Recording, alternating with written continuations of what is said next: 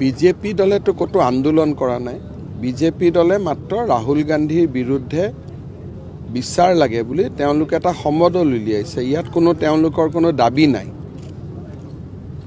ধৰক আজি আপোনালোকে বিচাৰিছে যে সাংবাদিকৰ দৰমহা বৃদ্ধি হ'ব লাগে, তো এটা সমদল উলিয়াইছে। ইয়াত আৰু গেট ভাঙা, হাকুটাৰ ওপৰ দি পাৰ হৈ যোৱা তেনেকুৱাতো কোনো কথা নাই।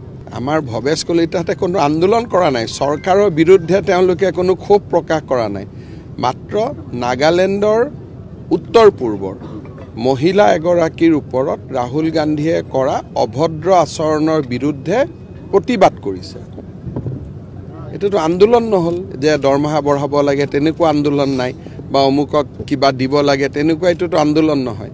গতিকে এইটো এটা, যদি অহাকালি অসমক কোনোবাই অপমান কৰে তেতিয়া তাৰ বিৰুদ্ধে এটা প্ৰতিবাদ নহ'ব নেকি? তাততো কোনো আপত্তি নাই।